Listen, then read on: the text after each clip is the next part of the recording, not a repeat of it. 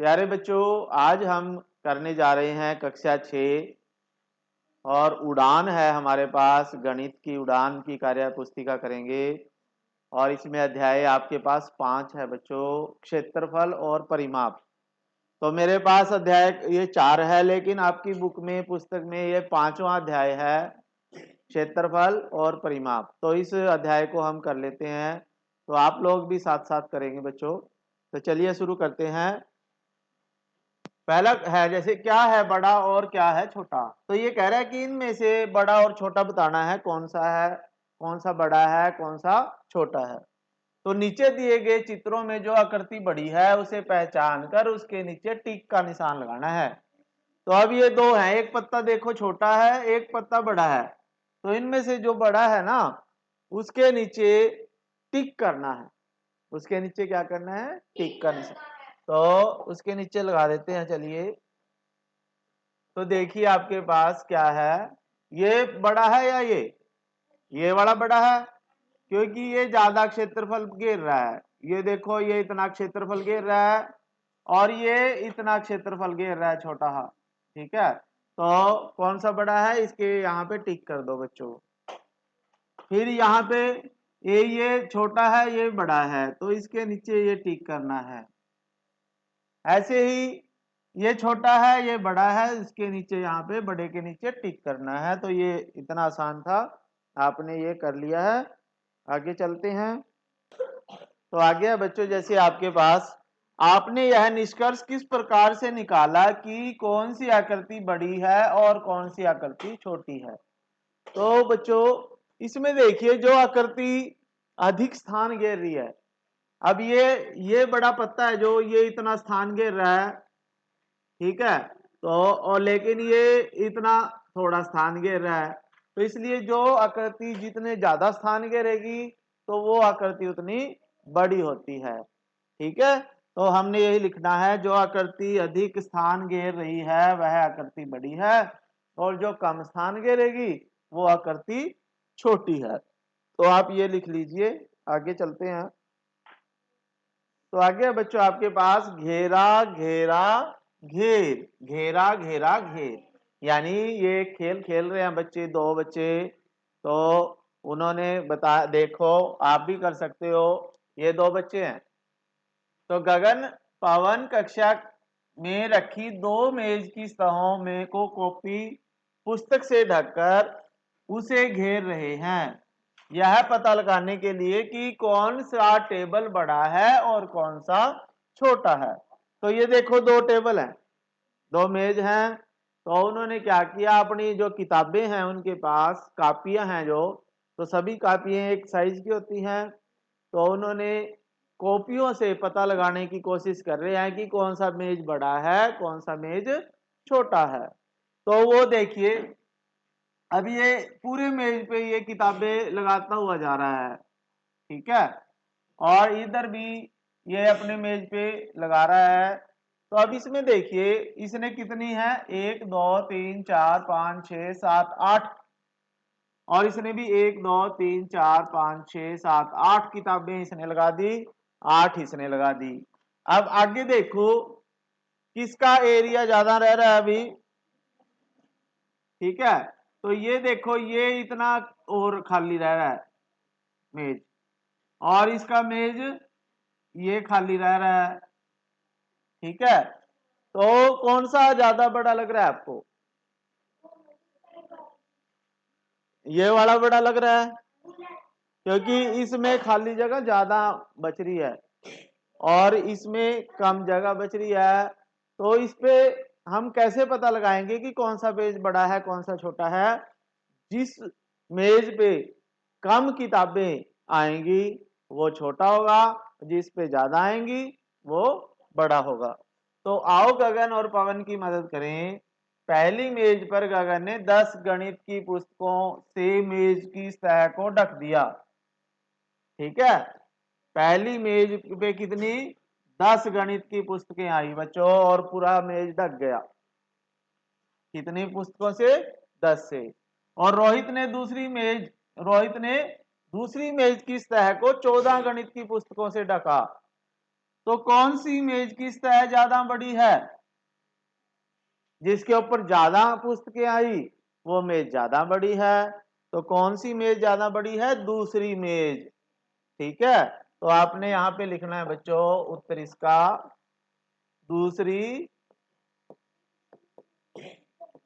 दूसरी मेज बड़ी है, मेज बड़ी है। ठीक है, तो आपने क्यों बड़ी है? क्योंकि उस पे ज्यादा किताबें आई, 14 किताबें आई और पहली पे 10 किताबें आई थी, तो इसलिए कौन सी मेज की सतह ज्यादा जगह घेर रही है? दूसरी मेज, या दूसरी मेज बड़ी है। क्यों है बड़ी? क्योंकि वो ज्यादा स्थान घेर रही है। तो आप इसे लिख लीजिए। तो बच्चों आप भी ये खेल खेल के देखेंगे अपनी कक्षा में। अगर आपकी कक्षा में या स्कूल में 2 मेज होंगे, या जिन बेंचों पे आप बैठते हो उनको भी आप देख सकते हो कि मेरा बेंच बड़ा है या और मेरे दोस्त का बेंच छोटा है या बड़ा है या बराबर है। तो ये आपने करके देखना है और इसमें आपने उत्तर देना है। ठीक है, आपने क्या करना है बच्चों, अपना मेज और अपने दोस्त का मेज जो बेंच है उनको किताबों से ढक के देखना, फिर बताना है कि किसका मेज ज्यादा बड़ा है। तो उसका आपने नाम लिखना है, जो भी जिसका भी मेज सपोज करो, हाँ ईशान का मेज जो है आपने देखा, तो ईशान का मेज बड़ा है। ठीक है, तो आप देखेंगे जिसका मेज बढ़ाएगा उसी का नाम आपने लिखना है इसमें। ठीक है, हाँ, तो इस गतिविधि में तुमने मेज की सतह के क्षेत्रफल की गणना गणित की पुस्तक की सतह के क्षेत्रफल से ज्ञात की। तो हम कह सकते हैं कि पहली मेज का क्षेत्रफल 10 गणित की पुस्तकों के क्षेत्रफल के बराबर है, और दूसरी मेज का क्षेत्रफल जो है वो कितनी पुस्तकों के बराबर आया था बच्चों? 14 पुस्तकों के। तो 14 आ जाएगा, यहाँ पे क्या आएगा? 14 आ जाएगा। ठीक है, 14 पुस्तक।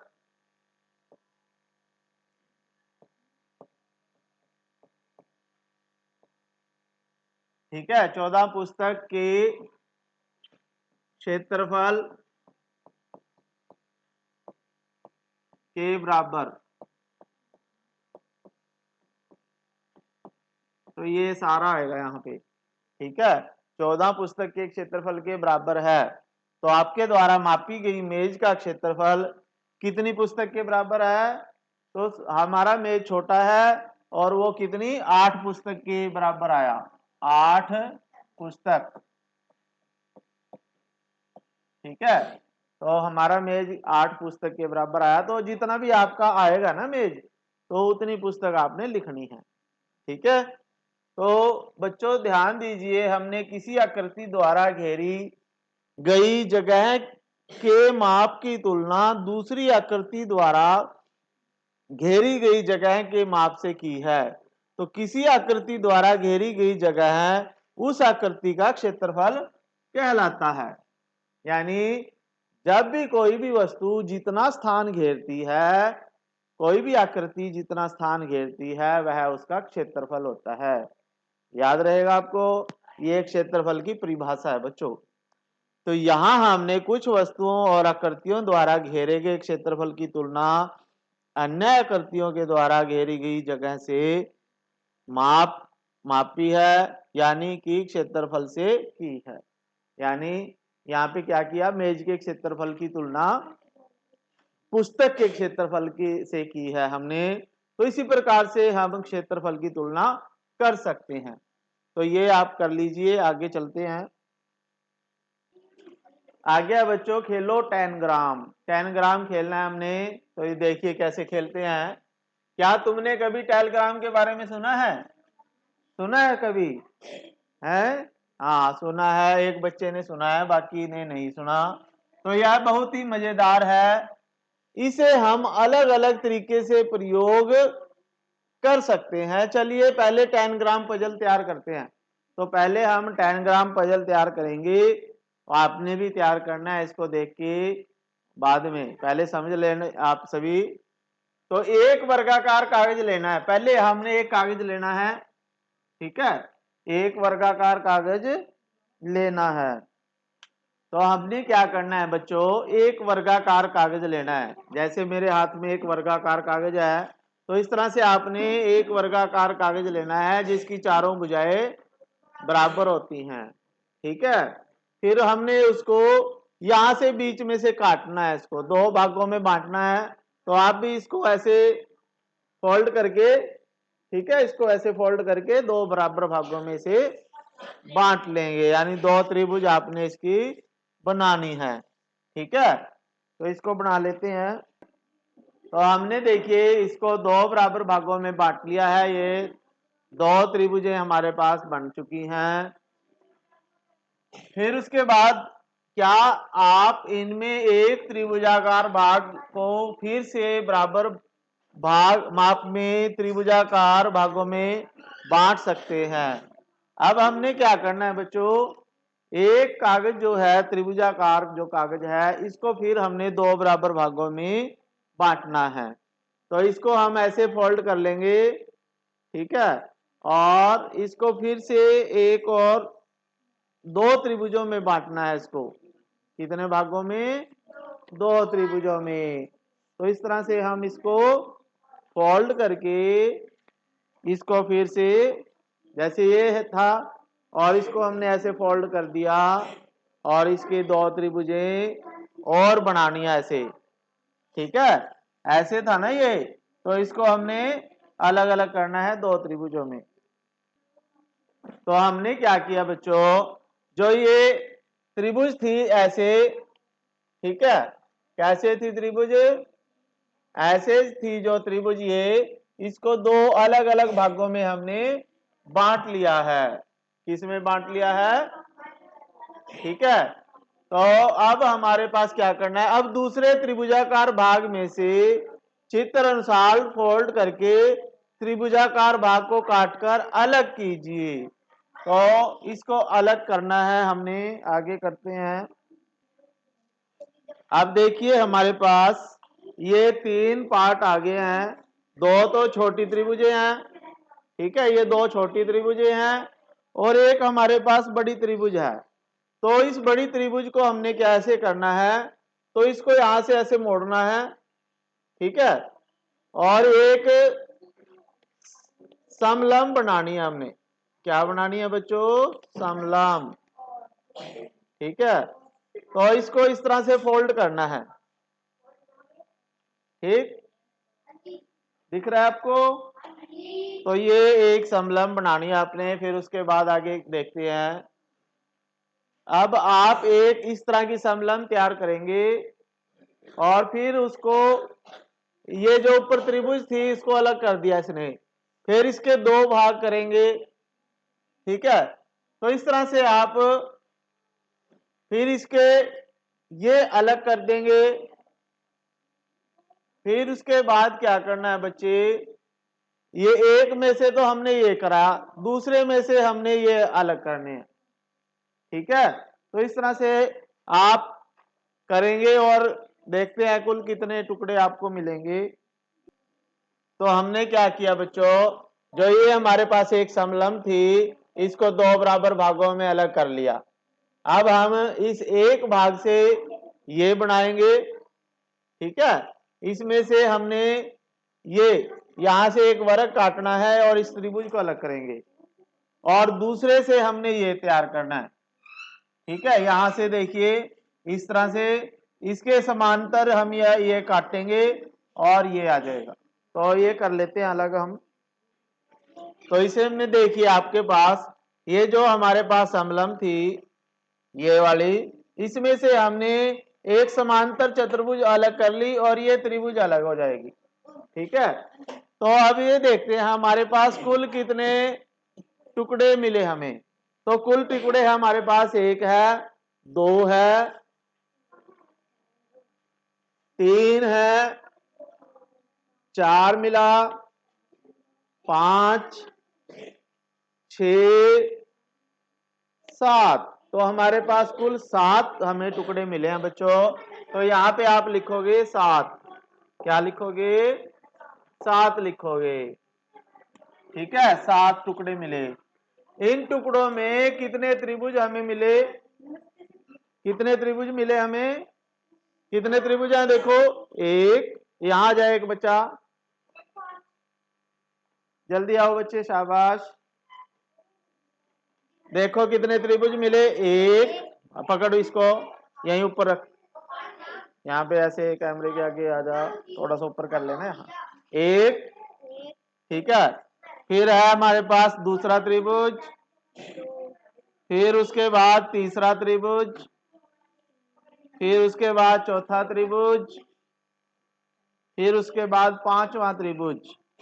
तो 5 त्रिभुज हैं और 2 हमारे पास एक वर्ग है और एक समांतर चतुर्भुज है। तो 5 हमारे पास त्रिभुज आए। ठीक है, तो ये हमने देख लिया। फिर उसके बाद है, आपने 10 ग्राम के टुकड़ों पर नंबर लिख दो तो अच्छा होगा। तो आप इनके ऊपर नंबर लिखेंगे। नंबर लिखो बेटे इनके ऊपर, सबके पास 1 2 3 ऐसे, जल्दी से। अब हमने इनके ऊपर नंबर लिख लिए हैं। इन 10 ग्राम के टुकड़ों को हमने इस प्रकार से लगाना है ताकि वो दोबारा से एक आकृति वर्ग बन जाए। ठीक है, क्योंकि हमने शुरू में एक वर्ग लिया था और उसी के टुकड़े किए। तो इनके ऊपर आपने नंबर लिखने हैं। तो जैसे 1 नंबर का टुकड़ा, ये यहाँ पे क्या नंबर है? हाँ, यहाँ पे कितने नंबर का टुकड़ा लगाना है हमने? हाँ, ये है सबसे बड़ा। तो सबसे बड़ा ये है, 5 नंबर का टुकड़ा हमने इसमें लगाया अपना। हमने जो अपना नंबर लिया वो 5 नंबर है इस पे, तो हमने ये 5 नंबर का टुकड़ा यहाँ लगाना है। ठीक है, फिर उसके बाद इसको पकड़ो बेटा, यहाँ पे लगाना है। दूसरा, हमारे पास है 4 नंबर का टुकड़ा, ये सबसे बड़ा यहाँ पे है, तो 4 नंबर यहाँ पे ऐसे आएगा। ये इसको भी पकड़ो, इसके साथ ऐसे लगाओ। ठीक है, ठीक है। फिर उसके बाद है आपके पास ये समांतर चतुर्भुज है जो आपके पास, ये हमने इसके ऊपर क्या नंबर लिया? 6 नंबर यहाँ पे आ जाएगा। तो ये आपने यहाँ लगानी है। यहाँ जा बेटा, इधर ऐसे। ठीक है, थोड़ा सा आगे रखेंगे एलईडी से। फिर उसके बाद आपने क्या किया? त्रिभुज लेनी है एक छोटी। तो छोटी त्रिभुज है जो, वो यहाँ पे लगेगी 1 नंबर, ये इसके साथ लगा दो ऐसे। ठीक है, तो ये यहाँ पे आ जाएगा। और फिर उसके बाद एक और 2 नंबर की त्रिभुज है, यहाँ पे आएगी। ये 2 नंबर की त्रिभुज यहाँ पे पकड़ो बेटा। फिर उसके बाद आपके पास 7 नंबर का एक वर्ग है, तो ये वर्ग यहाँ पे आ जाएगा। और एक त्रिभुज और है हमारे पास 3 नंबर की, तो ये त्रिभुज जो है यहाँ पे आ जाएगी। तो इस तरह से जब ये सारे मिलेंगे, इनको सभी को इकट्ठे करो बेटे, आगे आगे यहाँ पे ऐसे जोड़ दो इनको ऐसे। ठीक है, यहाँ पे ऐसे जोड़ो, यहाँ पे इसके ऊपर ये लगाओ, यहाँ पे ऐसे लगाओ, करो करो करो, यहाँ से पकड़ना इसको। तो इसको हम एक किताब पे चिपका देते हैं एक तरह से। रखो इसको, करो ऐसे, ऐसे रख लो ताकि ये एक वर्ग बन जाए। यहाँ पे बनेगा ना, जैसे ये रखी है देखो, एक यहाँ पे, ये करो इसको। तो ये देखिए, हमने इनको एक कॉपी के ऊपर चिपका दिया है। तो ये पूरा एक हमारे पास वर्ग तैयार हो चुका है। ठीक है, तो इनको हमने जोड़ा, तो इनसे हमने क्या किया? ये वर्ग तैयार किया है। तो ये हमारे पास 10 ग्राम होता है। तो इसको हमें एक पजल होता है ये। ठीक है, आगे चलते हैं। आगे हमारे पास जैसे जो आकृतियां एक जैसी लग रही है उनके जोड़े बनाने हैं। तो हमारे पास जैसे दो त्रिभुजें हैं, एक त्रिभुज ये है और ये एक त्रिभुज ये है, दो त्रिभुजों के आकार सेम लग रहे हैं, ठीक है। तो और दो त्रिभुजों के इनके हमें आकार सेम लग रहे हैं। तो इस तरह से हम यहाँ पे लिखेंगे दो त्रिभुजें, ठीक है, दो दो त्रिभुजों के जोड़े। तो एक त्रिभुज जैसे ये है और दूसरी भी त्रिभुज ये, और दो त्रिभुजें बड़ी हैं, दो त्रिभुजें, तो इनके जोड़े हमें मिले हैं जो समान आकार के हैं। और किन आकृतियों का क्षेत्रफल समान लग रहा है? तो ये जो दो त्रिभुजें आई थी, एक ये और ये एक ये, इन दोनों का, ठीक है, दो त्रिभुजों का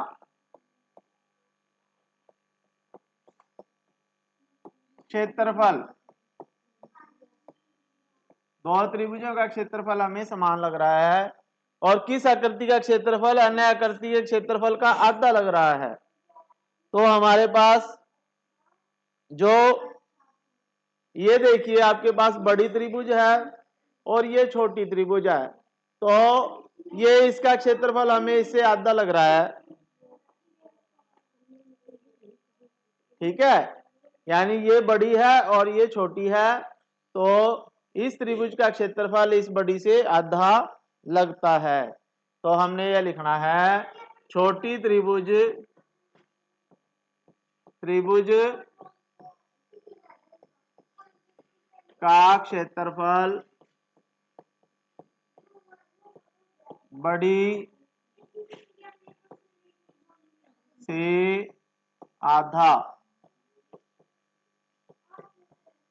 लग रहा है, ठीक है। तो इसे लिख लीजिए। तो आकृति नंबर 5, त्रिभुज पूरे वर्गाकार क्षेत्र को कितने बार में ढक सकती है? पहले अनुमान लगाएं और बाद में मापकर सही उत्तर चुनें। तो जो हमारे पास ये बड़ी त्रिभुज है, ये पूरे वर्ग को 4 बार में ढक सकती है। कितने बार में? 4 बार में। देखें करके, ये लिख लो जल्दी। देखो जो बड़ी त्रिभुज है हमारे पास ये वाली, तो ये 1 2 3 और 4, यानी 4 प्रकार से 4 बार में ये इसको पूरे वर्ग को ढक लेती है। तो हमने आंसर में लिखना है 4 बार में। कितनी बार में? 4 बार में। तो अनुमान में 4 लिखा हमने, और माप कर भी हमारे पास 4 ही आता है। अनुमान में हमने 4 लिखना और माप के भी हमने 4 लिखा। पूरे वर्गाकार माप का भाग का क्षेत्रफल। तो आकृति नंबर 7, आकृति नंबर 4 के साथ भी यही प्रक्रिया दोहराए और पहले अनुमान लगाएं, फिर माप कर अपने उत्तर की पुष्टि कीजिए। तो ये देखिए आपके पास ये 4 नंबर आकृति वर्ग है और ये 7 नंबर आकृति त्रिभुज है। तो ये जो त्रिभुज है ये इस पूरे को 8 बार में ढक सकती है। कितने बार में? 8 बार में। और ये वर्ग जो है ये भी 8 बार में ही ढकेगा इसको। तो लिख लेते हैं ऐसे, यहाँ पे कितनी बार आएगा बच्चों? 8 बार। तो यहाँ पे 8 बार अनुमान लगाया हमने और 8 ही यहां लिखो। तो सभी आकृतियां, बाकी बची आकृतियों को लेकर भी यही कीजिए। आपको किस आकृति से पूरे वर्गाकार का क्षेत्रफल मापना आसान व सही लग रहा है? तो जो हमारे पास ये वर्ग आया था छोटा, छोटा वर्ग जो है उससे छोटे वर्गाकार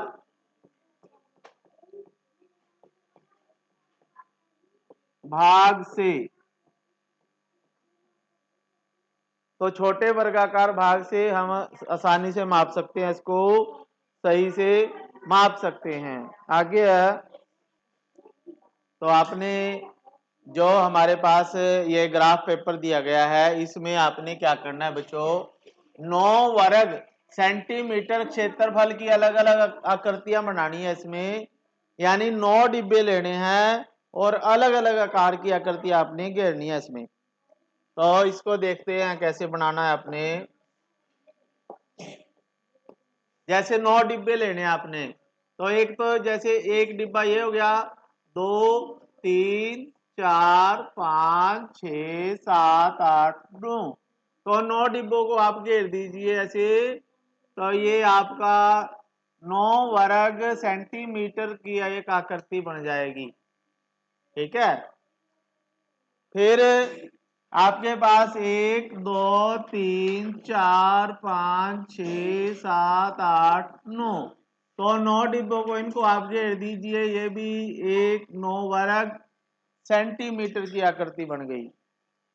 तो इसी तरह से आप कुछ और भी आकृति बना सकते हो, जैसे 1 2 3 4 5 6 7 8 और एक 9, तो इनको भी आप घेर दीजिए, तो ये भी 9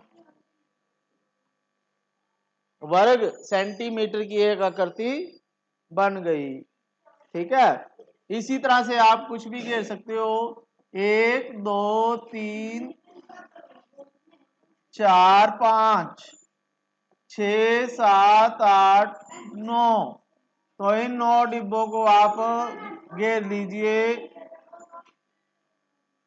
तो ये भी 9 वर्ग सेंटीमीटर की आकृति बन चुकी है। तो इसी तरह से आप अपनी मर्जी से कोई भी आकृति इसमें बना सकते हो बच्चों। ठीक है, जिसमें 9 डिब्बे होने चाहिए। आगे आपके पास बच्चों देखिए, आपने आसपास कुछ छोटी छोटी चीजों जैसे पत्ता, रबड़, माचिस की डिब्बी या अन्य कोई भी आपके पास सामान है, उसको आपने इस तरह के एक ग्राफ पेपर के ऊपर उसको रख के उसकी आउटलाइन बनानी है। तो ध्यान से देखें, समझे बच्चे। तो जैसे मेरे पास ये पत्ता है, ठीक है, तो इस पत्ते की हम इस ग्राफ पेपर पे ऊपर रखेंगे और इसकी आउटलाइन बना देंगे। क्या बनाएंगे बच्चों, इसकी आउटलाइन। तो इसकी आउटलाइन मैं बना देता हूं, जैसे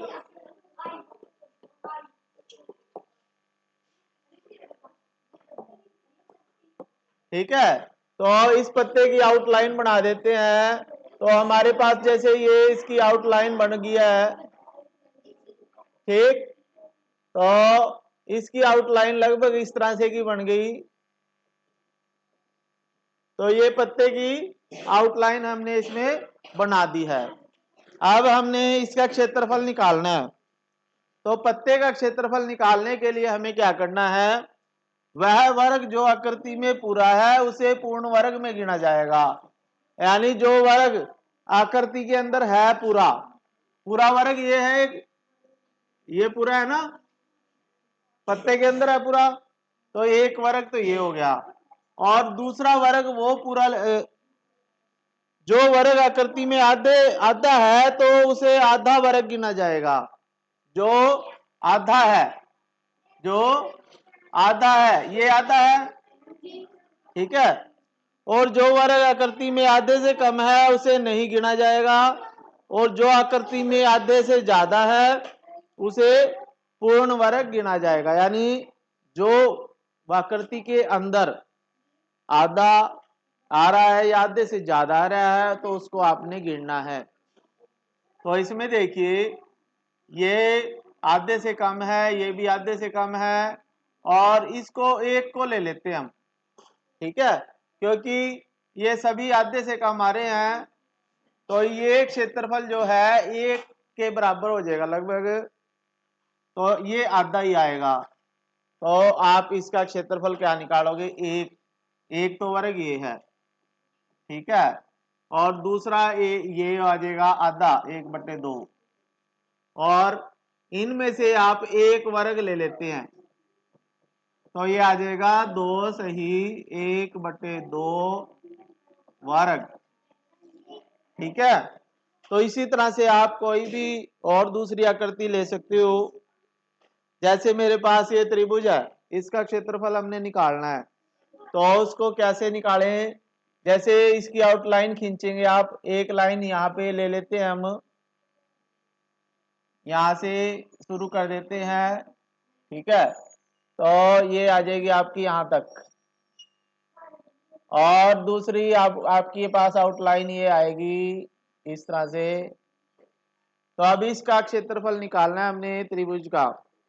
तो इसके अंदर जो पूरे हैं 1 2 और ये आधे आधे हैं 2, तो 1 हो गया, 2 हो गया, ये आधा हो गया और ये भी आधा हो गया, तो आधा आधा 1 हो गया, और ये आधा ये हो जाएगा और ये भी आधा हो जाएगा, ठीक है। 1/2 ये हो जाएगा, 1/2 ये। तो कितना हो गया बच्चों? 1 पूरा हो गया, 2 पूरे हो गए, 3 पूरे हो गए और 4, तो ये 4 वर्ग इकाई इस त्रिभुज का क्षेत्रफल आ जाएगा। इस तरह से आप किसी भी वस्तु के क्षेत्रफल को गिनोगे, काउंट करोगे, ठीक है। आपने उसकी बाउंड्री बनानी और उसके अंदर जितने भी वर्ग हैं उनको आपने गिनना है। जो आधे से कम है उनको छोड़ दो, जो आधे से ज्यादा है उनको आपने गिनना है, ठीक है। तो इस तरह से आपने बनाना है, क्षेत्रफल निकालना है। तो इसमें देखिए, जो पत्ता हमने किया था उसके अंदर एक पूरा वर्ग आया था बच्चों। कितने वर्ग आए थे?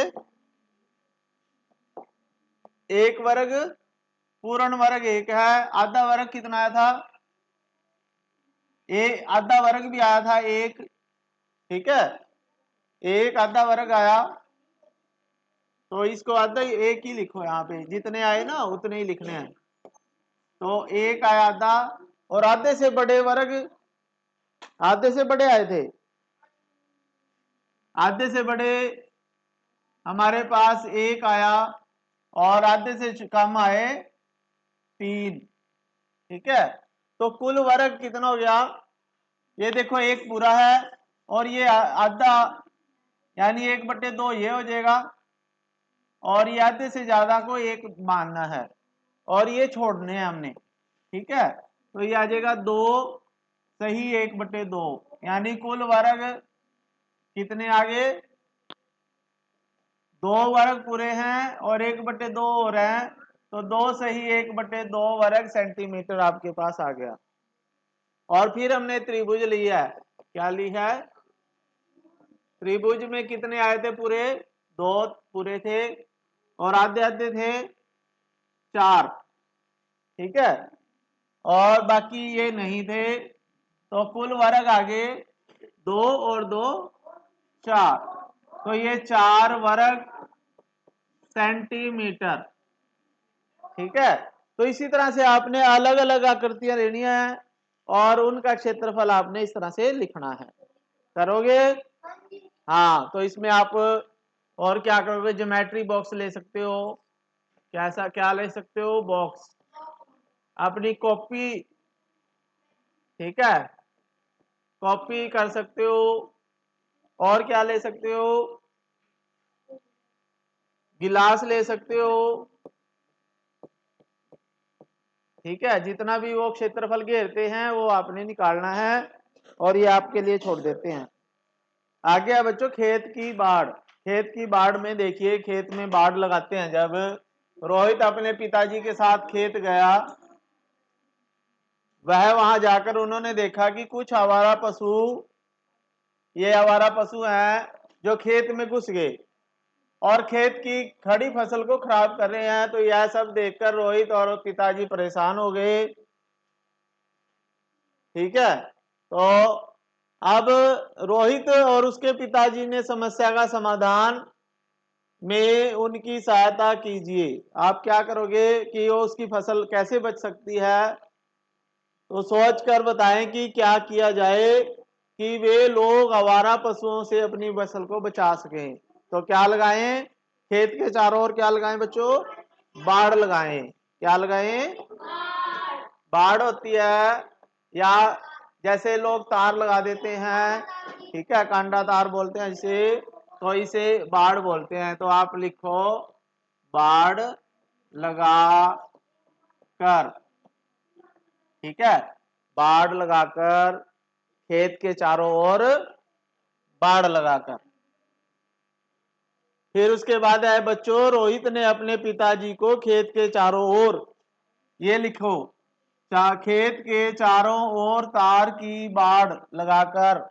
अब हम खेत को बचा सकते हैं, तो आप ये भी लिख सकते हो, खेत के चारों ओर तार की बाड़ लगाकर। तो ये सुझाव दिया, शायद आपने भी यही कुछ सोचा है, तो तार के बाड़ के बारे में सोचा होगा। क्या आप यह बता सकते हैं कि रोहित के पिताजी को खेत के चारों ओर तार लगाने के लिए कितनी तार चाहिए? अब ये देखो, ये 200 मीटर लंबा है इसका खेत, तो कितनी तार चाहिए उसको? अगर एक चक्कर लगाना है पूरा बाड़ का, खेत इसका 200 मीटर तो इतना है और 100 इतना है, तो सारी तार लगानी है बाड़ की, तो कितने मीटर तार चाहिए बच्चों? बताओ। हाँ, किसी बच्चे ने बताया अभी, कितना बताया? 600। ठीक है, देखो 200 मीटर तो यहां से यहां तक चाहिए और 200 ही मीटर यहां से यहां तक चाहिए। ठीक है, 200 और ये 200 कितनी होगी? 400। फिर 100 यहां चाहिए और 100 मीटर यहां चाहिए, तो 100 और 100 200, यानी 200 जमा 200 जमा 100 जमा 100, तो कितनी हो जाएगी बच्चों? 600 मीटर। 600 मीटर तार टोटल चाहिए पूरी बाड़ लगाने के लिए। तो इसको देखो कैसे फार्मूला बना सकते हैं इसका कोई, ये परिमाप होता है बच्चों। क्या होता है ये? यानी किसी भी वस्तु का परिमाप होता है, उसके चारों तरफ उसकी जो बाउंड्री होती है, उसकी परिसीमा होती है, उसकी लंबाई को हम परिमाप कहते हैं।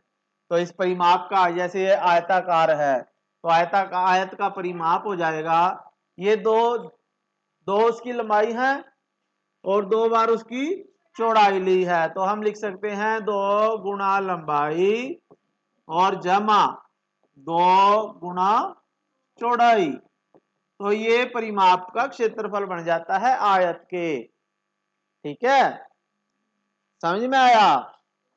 तो यानी लंबाई को 2 बार जोड़ना है आपने और चौड़ाई को भी। तो बच्चों, किसी भी आकृति की सभी भुजाओं के माप के योग को परिमाप कहते हैं। यानी कोई भी आकृति है, उसकी जब सभी भुजाओं को हम जोड़ देते हैं तो वो क्या होता है? परिमाप। तो तार की बाड़ लगाने के बाद एक दिन रोहित और उसके पिताजी खेत से वापस आ रहे थे, तो रास्ते में रोहित का दोस्त सोहन बहुत परेशान मुद्रा में खड़ा था। तो रोहित के पिता ने सोहन से उसकी परेशानी का कारण पूछा, तो उसने बताया, पशुओं ने मेरे खेत में भी खड़ी फसल को खराब कर दिया है। ठीक है, तो अब ये देखो, इसका खेत है ये, तो इसने, तो मुझे अपने खेत में इस तरह से बाड़ लगानी है कि मुझे एक नहीं 3 बार बाड़ लगानी है, तो इसको तार की कितनी जरूरत पड़ेगी? तो ये बताएं बच्चों।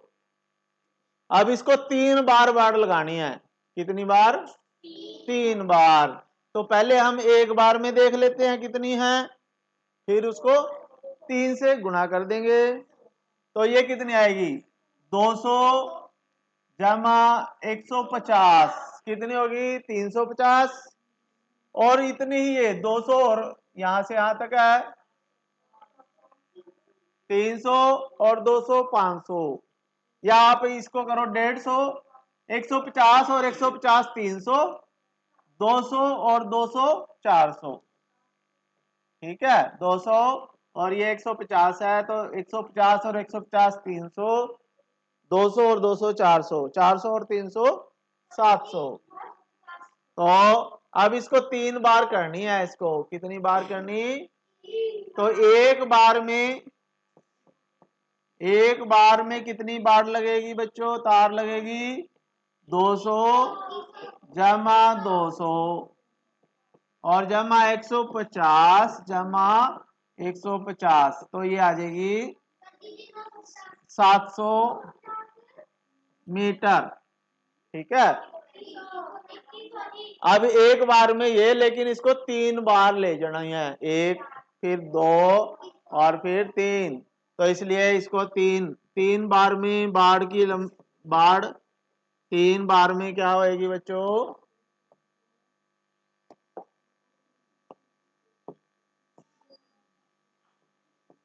तार की लंबाई कितनी आएगी, जो जितनी एक बार में आई ना 700, इसको 3 से गुणा कर दो, तो 7 तिये 21 होते हैं और 2 जीरो, 2100 मीटर तार इसको चाहिए। कितने मीटर तार चाहिए बच्चों, 2100।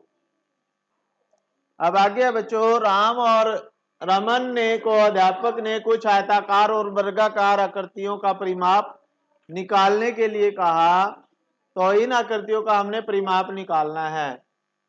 तो इसका परिमाप कितना आएगा, जल्दी से बताएं, कितना आएगा बच्चों, देखो 10 और 10 20, 2 और 2 4, 24 आ जाएगा इसका, 24 सेंटीमीटर। इसका परिमाप 4 4 और ये 3 और 3, 4 और 4 8 और 6 14 सेंटीमीटर। इसका परिमाप 8 और 8 16, 4 और 4 8, 16 और 4 16 और 8 24 सेंटीमीटर। तो आयताकार आकृति का परिमाप निकालते समय कुछ ध्यान दिया, तो लंबाई कितनी बार आई, 2 बार, चौड़ाई कितनी बार आई, तो बच्चों क्या आप इसे एक सूत्र के द्वारा लिख सकते हो, तो आयत का परिमाप आ जाएगा 2 गुना लंबाई जमा 2 गुना चौड़ाई। आयत का परिमाप क्या आ जाएगी बच्चों, 2 गुना लंबाई जमा चौड़ाई, और इसको बंद कर दो, तो ये आयत के परिमाप का सूत्र आ चुका है बच्चों, कर लीजिए इसे। आगे हमारे पास वर्गाकार आकृतियां हैं कुछ, तो इनका भी परिमाप हमने निकालना है बच्चों। तो इसका आ जाएगा 2 2 2 2, यानी 8 आ जाएगा। इसका परिमाप 4 जमा 4 16, 8 होते हैं, 4 तिये 12, 4 चौके 16। ठीक है, और अब वर्ग का परिमाप क्या आ गया बच्चों, जितनी जितनी भुजा होती है उसको 4 बार गुणा करते हैं, 4 बार जोड़ते हैं, यानी तो 4 गुना भुजा, वर्ग का परिमाप 4 गुना। ठीक है, तो ये आ जाएगा आपके पास। ऐसे ही हमारे पास है त्रिभुज, तो त्रिभुज का बताएं कितना आएगा क्षेत्रफल, ए से शुरू करके, देखें ए से शुरू करके यहाँ पे आए, फिर यहाँ पे, फिर यहीं पे ए पे वापस आना है, तो कितना आएगा 4, ये 4 है, 4 जमा 4 जमा 4 12 सेंटीमीटर, 4 को 3 बार जोड़ना है, तो समबाहु त्रिभुज का परिमाप आ जाएगा बच्चों 3 गुना भुजा, क्योंकि तीनों भुजाएं बराबर होती हैं, तो ये आ जाएगा इसका परिमाप का सूत्र। फिर ए से शुरुआत करके वापिस ए पर आने के लिए तय की गई दूरी, वर्गाकार आकृति का परिमाप क्या हो जाएगा बच्चों, ए से शुरू होएगा 10 जमा 10 जमा 10 जमा 10, तो ये 40 आ जाएगा, 40 सेंटीमीटर। ठीक है, तो इसे कर लीजिए। फिर आगे आपके पास एक पंचभुज दी गई है, तो ए से शुरू करके 10, फिर जमा 10 जमा 10 जमा 10 जमा 10, तो कितनी बार आ गया, 5 बार, 5 गुना 10 बराबर 50 सेंटीमीटर। तो सम पंचभुज का परिमाप आ जाएगा बच्चों 5 गुना भुजा। ठीक है, तो इसे कर लीजिए जल्दी से। अब आपने क्या करना है बच्चों, इस शीट पे ऐसी आकृतियां बनानी है जिनका परिमाप 16 सेंटीमीटर हो। 16 है या 18 है, ये देखिए बुक में बताएं। हाँ ठीक है, ऐसी आकृतियां बनानी है जिनका परिमाप 16 सेंटीमीटर हो। कितना हो? 16 सेंटीमीटर। ठीक है, तो ये है जैसे 1 2 3 4 5 6 7 8 9 10 11 12 13 14 15 16। तो इस आकृति का क्षेत्रफल 16 है। ठीक है, यानी आपने 16 बिंदुओं को मिलाना है आपस में, कोई भी आकृति बनानी है। जैसे 1 2 दो हो गए, 3, ये यहां से यहां तक 1 हो गया, 2 3 4 5 6 7 8 9 10 11 12 13 14 15 16। तो ये भी एक आकृति आ गई जिसमें 16 सेंटीमीटर जिसका परिमाप हो। तो इस तरह से आपने अलग अलग आकृतियां बनानी है जिनमें परिमाप 16 हो। तो बच्चों आज की वीडियो में इस अध्याय में ये कंप्लीट हो चुका है हमारे पास। नेक्स्ट वीडियो में नेक्स्ट अध्याय के साथ फिर मिलेंगे, तब तक के लिए जय हिंद बच्चों।